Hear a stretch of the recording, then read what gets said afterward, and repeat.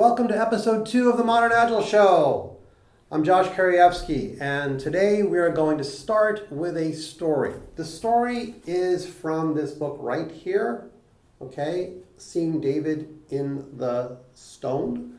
I've had this book a long time. It has a story in it about Thomas Edison, and I want to tell this story. Pardon? Who wrote the book? Who wrote the book? The book is by James Schwartz and Joseph Schwartz. Okay?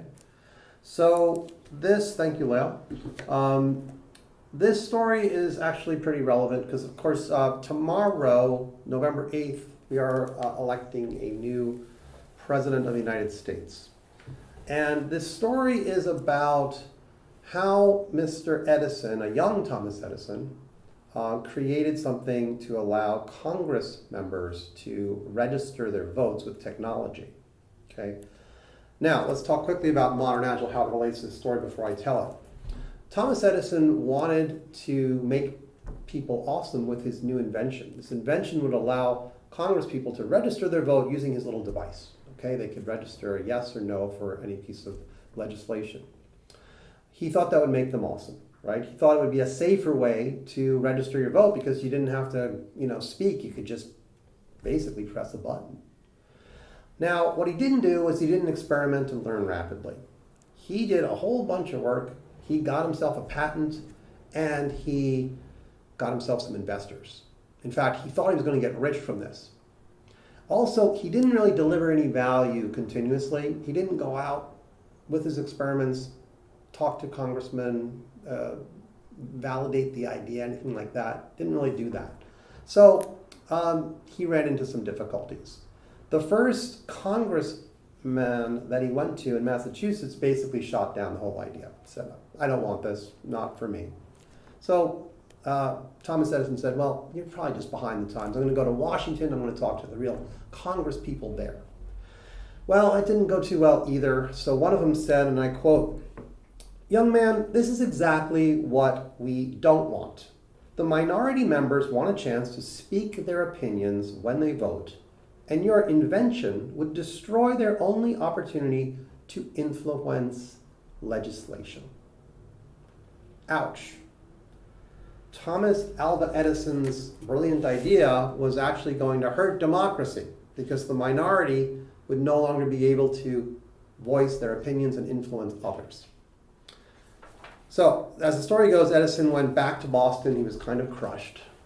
And thereafter, he made a commitment to himself. The commitment was this. He decided to never again spend time on any invention not certain to have commercial demand. As we know, he invented the light bulb, right? Prior to inventing it, he made sure to see that the product, the customers, the price, the cost of delivery, everything related to producing the light bulb was going to be valuable and going to be valued by some people, right? He studied gas lamps, the costs of gas lamps, the cost of the gas distribution for the gas lamps. He studied everything. By the time he started producing his light bulb, he knew there would be demand for it. Was he perfect? No. Later in life, he did something incredible. He built mass-produced cement houses that no one bought. And, you'll never believe this, he built a talking doll that totally flopped. So he himself forgot his own principles that he'd learned early in life to basically make sure that there's customer demand before building something. So that's our story here about a young Thomas Alva Edison. And I'm going to tell a story about how we do things at Industrial Logic, right? We've been slowly but surely making ourselves more and more modern in our Agile implementations. One of the things I learned years ago was from my friend Laura Klein, who is an expert lean UX practitioner and author and amazing person. And I learned from Laura a technique which we now call the feature fake, okay? And I don't use this all the time, but it's actually useful at certain points in time. So here's what I learned. If you are not sure you want to build something, fake it. Make a fake version, put it somewhere, and see if anyone cares. See if anyone clicks, see if anyone does anything. All right, so here's the story. I was at a conference, I heard the CEO of Intuit talking about a really cool feature of TurboTax. When users of TurboTax are filling in their tax forms, they might have a question about one little itty-bitty part of the tax form. And rather than wait for an Intuit person to respond to one of their questions, they can chat with other users of TurboTax right there on the form. And it may so be that another user may say, oh yeah, I know about that. That's this, that, and the other thing. Users helping each other. Interesting. I thought, wow, maybe we should build that into our e-learning software. As you may know, Industrial Logic has produced e-learning software for about 10 years now. So I came back to our office and said, this would be super cool to build. But at that point I knew it probably would be a complete guess that people would want it, right? And why invest valuable money and time in a feature that I'm not even sure anyone wants, right? That's not modern Agile at all.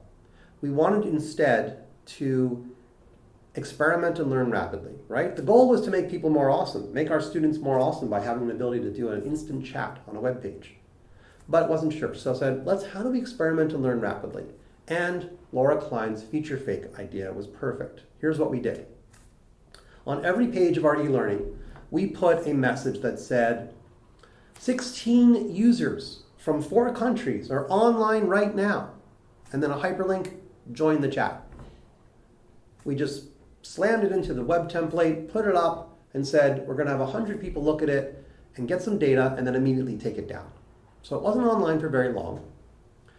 And we allowed people to opt out. If they clicked on the link, join the chat right now, it brought up a dialog box. The dialog box said, the new group chat feature may be available soon. How likely would you be to use it? And there were buttons for unlikely, neutral, and likely. And again, you could just X out of the dialog box. Okay, so 100 people saw it. 22 of them clicked on it.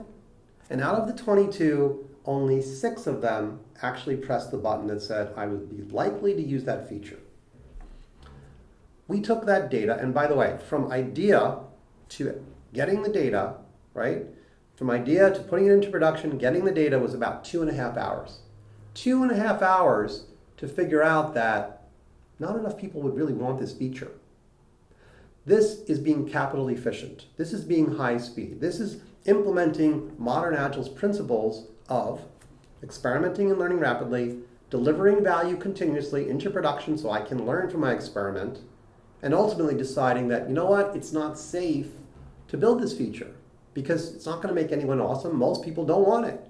You see all 4 principles of Modern Agile there? We were frugal and safe by not investing a lot of time in building a feature that we didn't even know anyone wanted. It was a guess. We also were very safe in our process for experimenting and learning rapidly, right? We just got things into production really quickly, learned, and took it down. This is a Modern Agile story, okay? And I'm telling this because, like Thomas Alva Edison, right, we needed to validate. We weren't validating an entire product, we were validating a feature. But this is what you need to do to move rapidly and not waste your time on things that no one wants, like the legislation device that young Thomas Alva Edison got his patent for. You need to understand your customer too. Now, did Thomas Alva Edison really know his customers? Did he really understand their needs before he built his legislation device? I'd say he didn't, right? Similarly, whenever you're creating something, whether it's a book, a joke, a movie, a video program like this, or a piece of software, you need to understand who your customers are and what they want, right? What their needs are. You need to get out of the building. We'll talk about that in another episode. You need to get out of the building, spend time with them, understand their needs before you guess what they really need. So I'm going to finish this show today with a question. This question comes from John Cutler from Santa Barbara. John, thank you for your question. His question here today is this. I've heard Modern Agile described as getting back to the basics and modernizing. Is it both or one or the other? Thanks for the question, John. And please, if you all have questions, submit them in some social media gathering, and just use hashtag ModernAgileShow. Okay? We will answer them. So John, the answer to your question is both. It is a return back to the early days of the Agile movement, which really took place in the 1990s. And in those early days, we focused on lightening up, right? Waterfall was very heavy. Analysis, design, code, test, very slow, burdensome work that we just felt we needed to move away from to move more rapidly, right? So Agile was a reaction to that waterfall process. And in the early days, it was a great relief to not do all those things and just move rapidly and learn rapidly, okay? Now, since those days in the 90s, things have gotten a little more complicated in the Agile world. People have invented new practices, new tools, new frameworks, and we've kind of gotten a bit more bureaucratic and burdensome, even though that was the goal, was to get away from that. So Modern Agile is returning to being a lightweight method, right? We're 4 principles in Modern Agile, right? Make people awesome, make safety a prerequisite, experiment and learn rapidly, and deliver value continuously. 4 principles. And our goal is to figure out how to implement them in whatever endeavor we're doing, okay?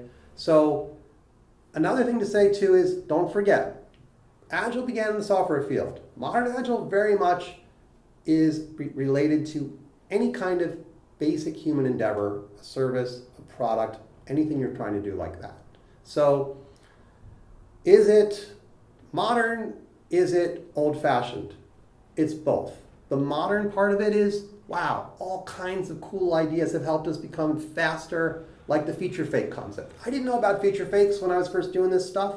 I learned it from Laura Klein.